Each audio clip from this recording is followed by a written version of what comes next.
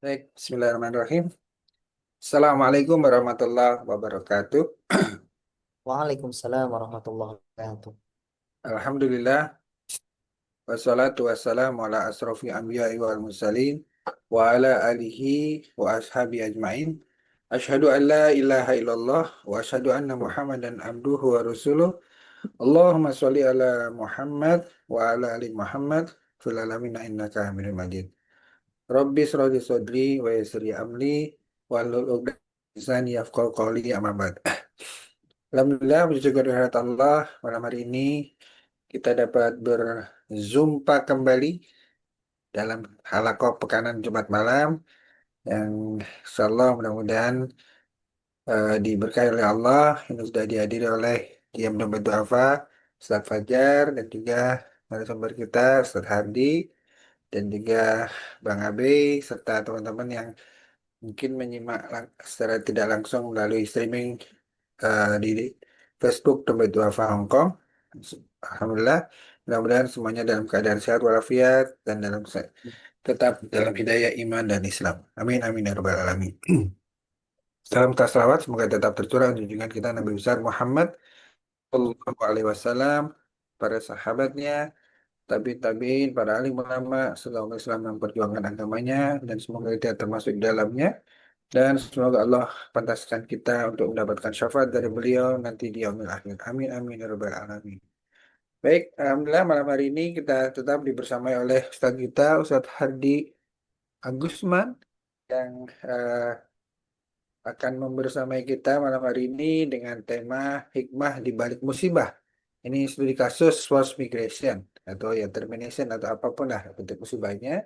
Nanti akan ini merupakan sebuah eh, bagaimana kita dalam menyikapi musibah yang menimpa kita, kita terima. Dan mudah-mudahan apa yang akan kita bahas nanti bisa bermanfaat untuk kita, menambah wawasan firman kita, menambah keyakinan kita, meningkatkan keimanan dan ketakwaan kita. Dan sebelum kita memulai acara ini, marilah bersama-sama kita buka dengan membaca surat Al-Fatihah. Semoga bacaan ini memberikan keberkahan buat kita semua. Allah idini ahwan dan sholihah al-Fatihah. A'udzubillahi minasyaitonirrajim. Bismillahirrahmanirrahim. Alhamdulillahi Rabbil Alamin. Ar-Rahmanir-Rahim. Maliki yaumiddin. Iyyaka na'budu wa iyyaka nasta'in. Ihdinas syiratal mustaqim. Syiratal ladzina an'amta 'alaihim ghairil maghdubi 'alaihim waladdallin. Baik, selanjutnya saya serahkan pada Ustadz Hadi untuk menyampaikan paparannya. Apa dah Ustadz?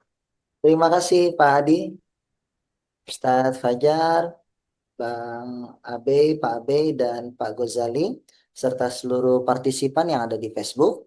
Uhayikum jami'an bitahiyatil Islam, tahiyatu ahlul jannah. Assalamualaikum warahmatullahi wabarakatuh. Waalaikumsalam warahmatullahi wabarakatuh. Alhamdulillahilladzi hadana lihada wa ma kunna linahtadiya laula an hadanallah. Asyhadu an la ilaha illallah wahdahu la syarikalah. Wa asyhadu anna Muhammadan abduhu wa rasuluh la nabiyya ba'da amma ba'd. Kabar sehat Bapak-bapak semua? Alhamdulillah, luar biasa. Allahu Akbar. Ya. Allah. Dompet pada sehat, Pak? Alhamdulillah. Udah mulai tipis. Yang penting rekeningnya penuh. Ustadz Fajar dan Bapak-bapak sekalian, senang sekali malam ini kita bisa berjumpa kembali.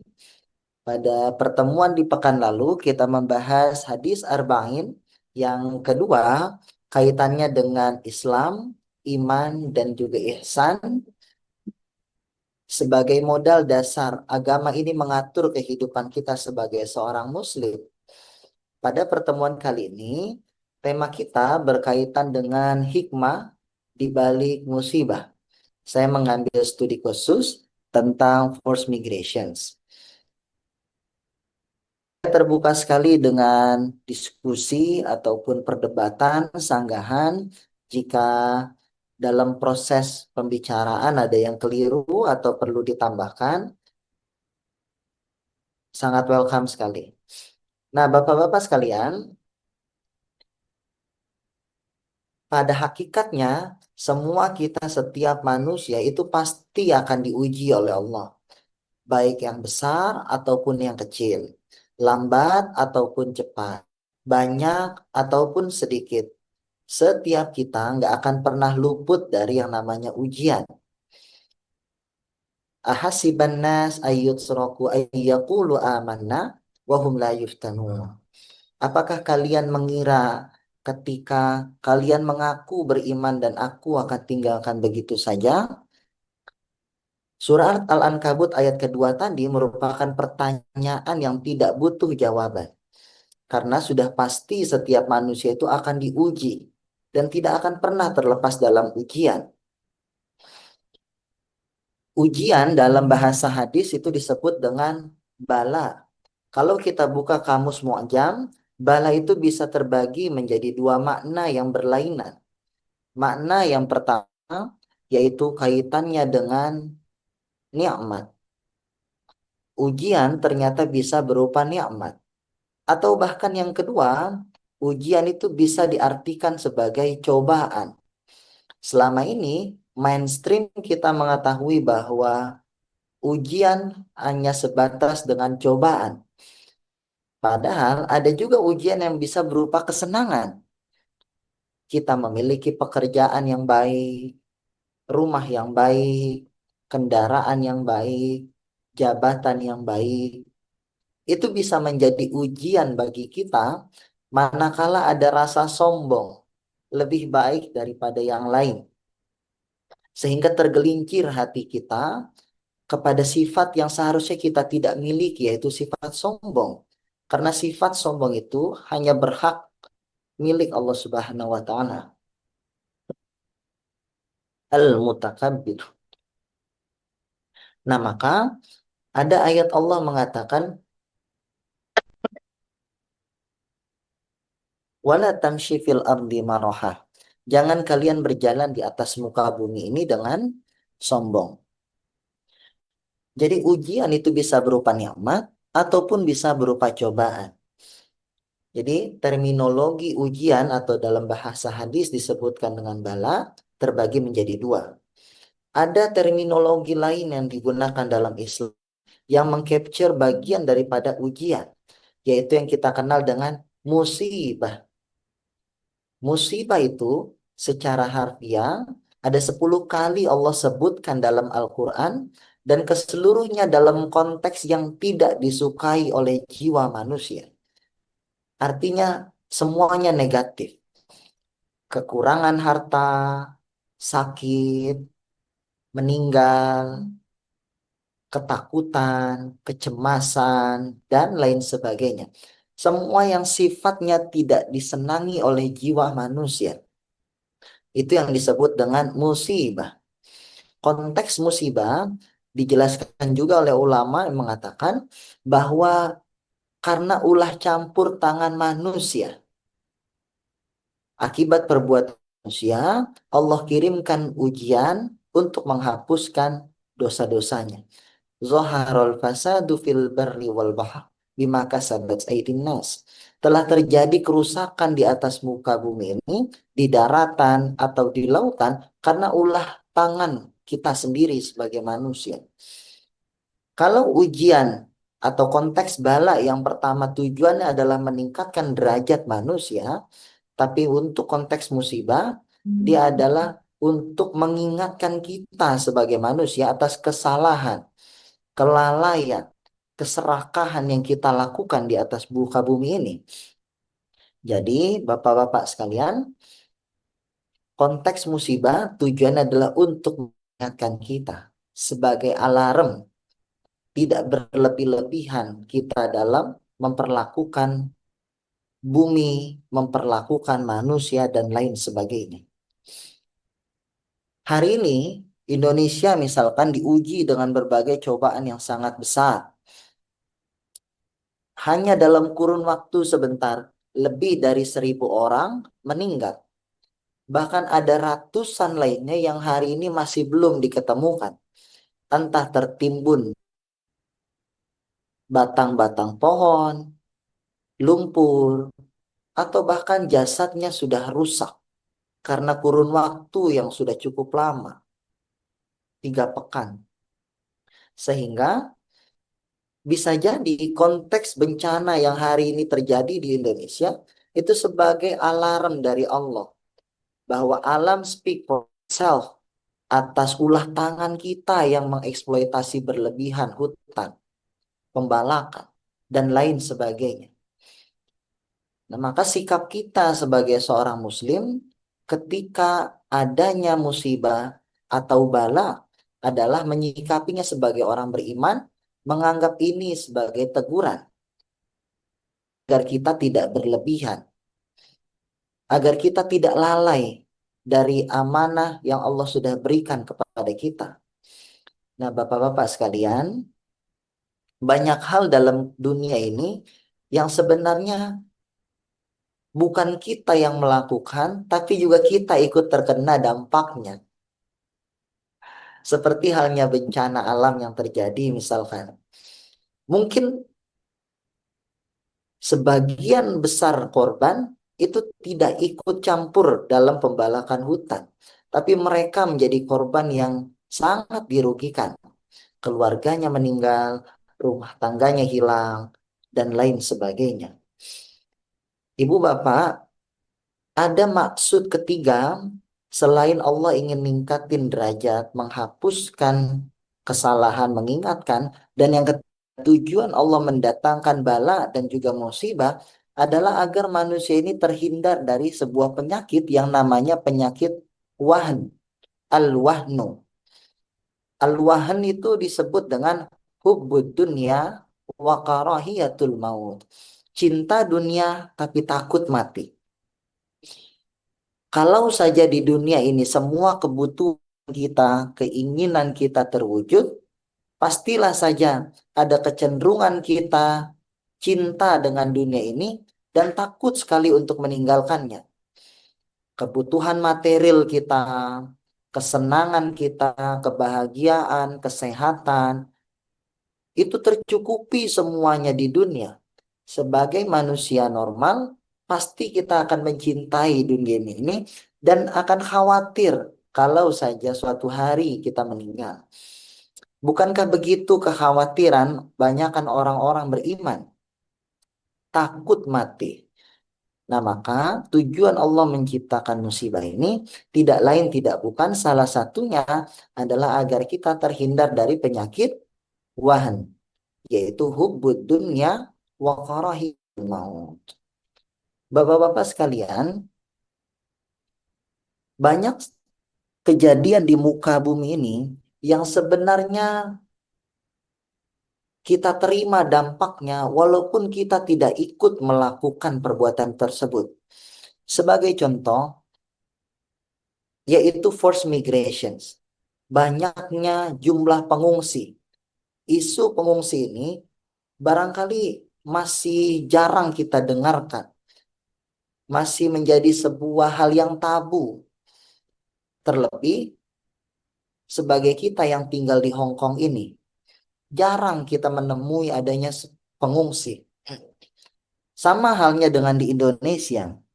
Ketika di Indonesia, kita relatif jarang dengar pengungsi. Kalaupun ada itu karena sebuah kasus yang viral, misalkan seperti pengungsi dari Rohingya yang mendarat di Aceh dan memiliki banyak persoalan bersama penduduk lokal. Kenapa? Karena memang negara kita Indonesia ini adalah negara yang tidak meratifikasi konvensi tentang pengungsi 1951, yaitu kesepakatan global yang mengatur bagaimana pengungsi pasca Perang Dunia Kedua. Jadi negara kita secara hukum tidak memiliki kewajiban untuk menampung pengungsi. Jadi bisa dibayangkan, walau demikian kalau kita lihat data statistik misalkan, kurang lebih ada sekitar 12 ribuan, baik itu pengungsi atau asylum seeker yang ada di Indonesia.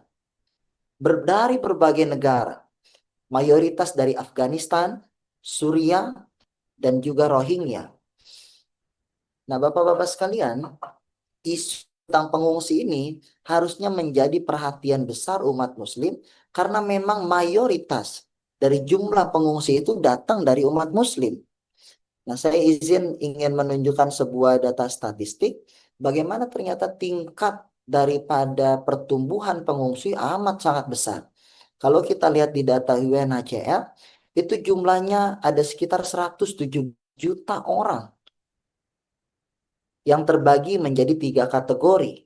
Ada refugee, ada yang memang mengungsi di negaranya tersendiri, ada yang memang karena stateless, asylum seeker, dan lain sebagainya. 117 dari 117 itu, kalau saya tidak salah ada sekitar 42 juta refugee yang memang melarikan diri ke negara lain karena sebuah ancaman, violence, kekerasan, pembantaian, dan lain sebagainya. Ini grafik yang ada di UNHCR berkaitan dengan jumlah pengungsi yang seringkali luput dari perhatian kita. Sudah terlihat grafiknya, Bapak-Bapak?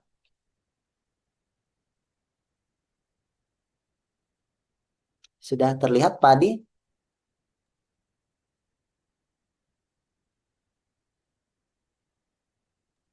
Belum muncul, Ustaz. Oh iya, memang belum saya share itu, Pak. Nah, Nah, ini baru.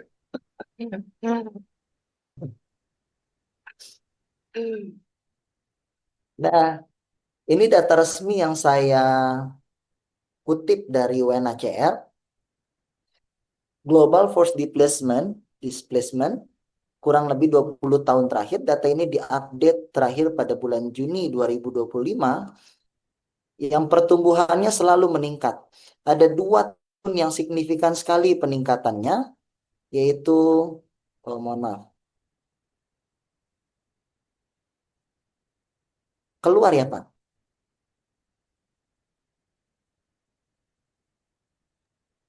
Ya, yaitu pada tahun 2012 dari 42 juta meningkat ke 51, kurang lebih berarti 9 jutaan. Dan juga ketika COVID tahun 2021 ini dari 89 meningkat signifikan 108 juta atau mungkin sekitar 19 jutaan. Bayangin Bapak-bapak sekalian yang dirahmati Allah, angka ini sangat besar sekali. Ada sekitar 117 juta orang nasibnya tidak jelas. Sangat bergantung daripada third country. Mereka yang mau menampung nasib masa depan mereka. Nasib pengungsi ini nasib yang sangat tidak jelas. Dari 117 ini, Bapak-bapak, sekitar 42 juta statusnya sebagai pengungsi yang pergi di luar teritori negaranya. Sekitar 67 jutanya dalam internal displacement dan 8,4 sebagai asylum seeker. Perorangan yang merasa dirinya terancam sehingga mencari perlindungan dari negara lain. Nah, kalau kita perhatikan data selanjutnya, di mana para pengungsi itu sebenarnya ditampung. Nah, data ini menunjukkan, Bapak, ada 71% negara yang menampung pengungsi itu adalah negara yang berasal dari negara-negara yang low and middle income countries. Bayangin. Memang ada sebagian besar negara maju yang menampung karena memang negara tetangganya konflik. Misalkan Kolombia, Jerman adalah negara yang menampung negara tetangganya yang sedang konflik. Kolombia itu mayoritas menampung jutaan pengungsi Venezuela yang sering dibombardir oleh Amerika. Belakangan ini bahkan sedang santer 90 orang dalam kurang waktu yang sangat singkat terakhir ini meninggal karena dibunuh oleh Amerika untuk perebutan minyak. Begitupun yang terjadi di Jerman. Mereka dari pengungsi yang berasal dari Ukraina atau juga Suriah. Tapi selebihnya itu adalah negara-negara yang menengah ke bawah. Uganda, Turki, Iran, eh, Kongo, dan lain sebagainya. Nah, Bapak-Bapak, mau saya jabarkan dari sebuah peristiwa ini. Kalau kita melihat pengungsi, mereka juga manusia, punya hak dasar yang harusnya dipenuhi. Ada sebuah dilema ketika menghadapi pengungsi yang sampai sekarang nggak akan pernah ketemu titik temunya. Dalam kitab perspektif Muslim, kita harus menempatkan mereka pada posisi sebagai makhluk hidup Allah yang harus dijaga kehormatan, dipenuhi hak dasarnya, pendidikan, kesehatan, dan lain sebagainya. Tapi dalam perspektif negara tidak sesederhana itu melihatnya. Pengungsi bisa dianggap sebagai ancaman nasional karena bisa mengganggu kedaulatan, identitasnya yang tidak ada, sehingga dalam masuk kategori non-citizen. Nah, Bapak-Bapak, isu tentang pengungsi ini yang rasa-rasanya suka kita abaikan.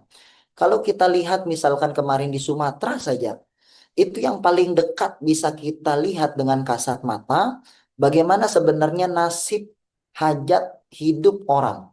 Itu amat bergantung berdasarkan bantuan orang lain, yang sebenarnya tidak ada kewajiban orang. Ini berdasarkan etika, moral, panggilan kemanusiaan, calling beyond duties untuk membantu kepada sesama manusia. Bersyukurnya, pengungsi kalau di internal sebuah negara, dia mendapatkan tanggungan dari negara karena statusnya sebagai citizen.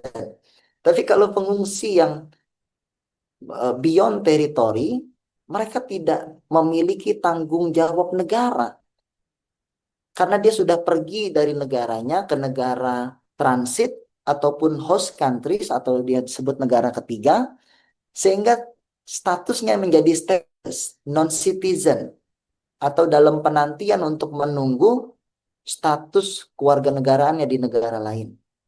Nah, Bapak-bapak, bayangin kondisi manusia yang harusnya dipenuhi hak dasarnya, tapi seringkali kita abaikan. Dalam konteks ini, Bapak-bapak sekalian, pengungsi ini menjadi sebuah dilematis antara kepentingan kemanusiaan kita sebagai orang yang beragama dengan kepentingan negara yang bisa jadi menjadi ancaman kepentingan nasional, kedaulatan negara, dan lain sebagainya. Jadi, konteks musibah yang kalau kita lihat, orang seperti pengungsi ini, orang yang mendapatkan cobaan, musibah, yang bukan karena ulah tangannya, bukan karena kelalaiannya, tapi memang nasibnya berada di negara yang penuh ancaman. Seperti halnya pembersihan etnis yang ada di Rohingya, pembantaian yang ada di Gaza, Palestina, Suriah, perang teluk yang terjadi di Irak tahun 90-an, dan lain-lain. Nah, bukankah hakul muslim alal muslim sita? Hak muslim terhadap muslim yang lainnya itu ada 6. Tapi seringkali sebagai muslim kita juga mengabaikan konteks ini. Dan hal yang wajar juga kalau kita lihat dari kacamata ekonomi. Ketika banyak penduduk lokal yang juga menolak pengungsi karena merasa wilayah mereka jadi terancam. Lapangan kerja jadi rebutan. Para pendatang tidak memiliki etika atau melanggar peraturan lokal. Sehingga mereka mengusir. Contoh di beberapa daerah yang barangkali sudah pernah kita dengar. Karena memang begitu realitasnya. Bapak Ibu yang dirahmati Allah, maka konteks musibah ini ada juga yang dalam konteks memang orang memiliki dampak, terkena dampak karena perilaku yang lain.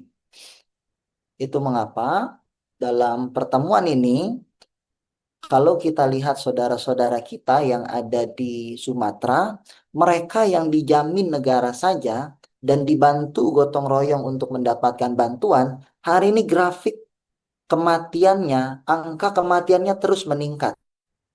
Bukan karena adanya banjir susulan atau gempa susulan, tapi memang hidup di tenda, hidup di tempat pengungsian, itu bisa memiliki ancaman kematian.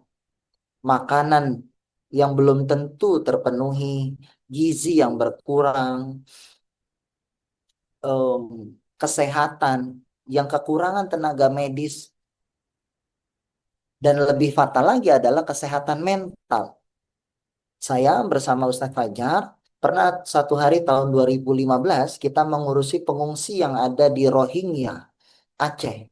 Ketika mereka pertama kali datang di Langsa, Aceh, mereka nggak bisa ditampung di mana karena memang ada peraturan yang melarang mereka untuk masuk ke teritori Indonesia.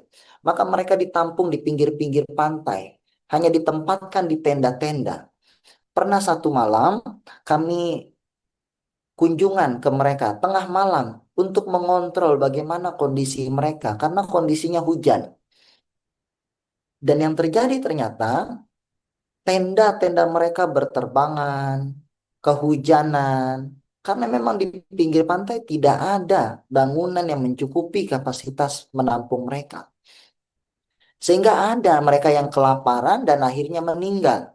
Rebutan makanan, berantem, meninggal.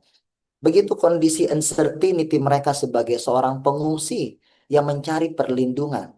Bapak Ibu, nasib ini barangkali tidak terjadi kepada kita karena kehidupan kita yang alhamdulillah normal, aman tinggal di Indonesia. Tapi di belahan bumi lain, terutama pasca Arab Spring yang terjadi di Timur Tengah, itu gelombang pengungsi sangat dahsyat. Maka kalau kita lihat grafik tadi sejak 2011-2012, itu tinggi grafiknya, mulai meningkat pasca tragedi Arab Spring yang terjadi di Timur Tengah.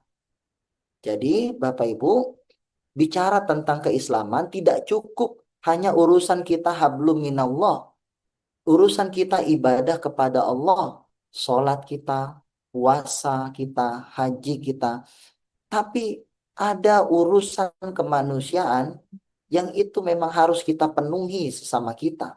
Bukankah kalau kita menyelamatkan satu nyawa, sama halnya kita menyelamatkan seluruh umat manusia? Maka konteks dalam refugee ini yang ingin saya sampaikan dalam konteks sebuah musibah agar menjadi diskursus bersama bahwa pengungsi juga manusia memiliki hak yang sama. Lantas apa hikmah yang Allah berikan dengan adanya berbagai banyak musibah yang Allah turunkan? Baik musibah bencana alam ataupun memang karena ulah tangan kita sebagai manusia.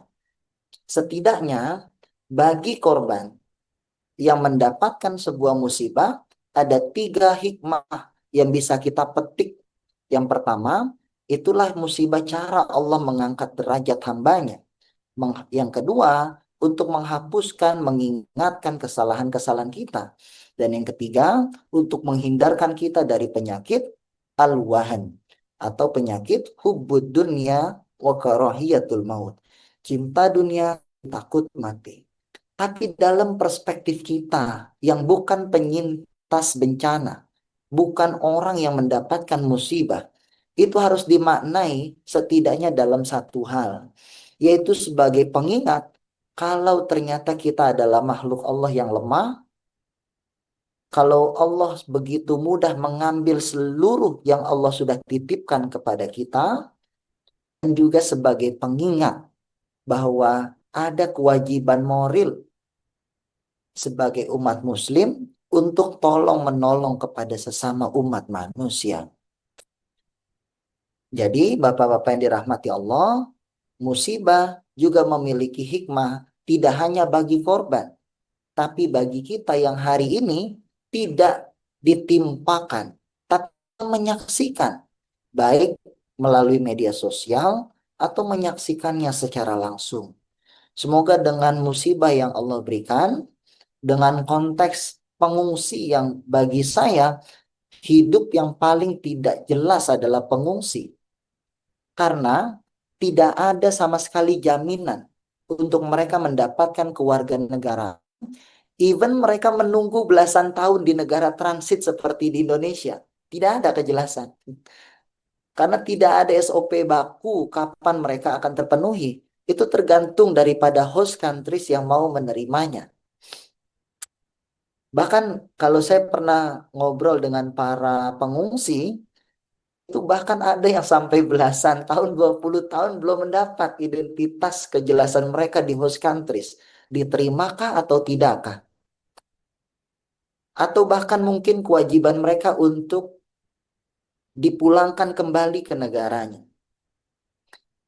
Bapak-bapak yang dirahmati Allah, semoga dengan musibah yang hari ini terjadi paling tidak di depan mata kita di Indonesia ini, membuka mata kita bahwa Allah mudah untuk mengambil segalanya. Allah titipkan harta kepada kita, Allah titipkan jabatan, Allah titipkan ruh, anak, rumah, mobil, yang ternyata hanya dalam sekejap saja bisa hilang keseluruhannya. Bahwa manusia ternyata adalah makhluk yang sangat lemah. Tidak ada satu alasan apapun yang pantas kita utarakan untuk menyombongkan diri kita di hadapan Allah. Merasa diri kita lebih baik, status sosial kita lebih tinggi dari yang lain. Hanya karena pakaian kerja kita lebih baik daripada yang lain. Hanya karena kendaraan kita lebih mewah dari yang lain. Bapak-bapak yang dirahmati Allah, mungkin sekian. Eh, Barangkali ada diskusi ataupun bantahan, welcome sekali untuk terbuka.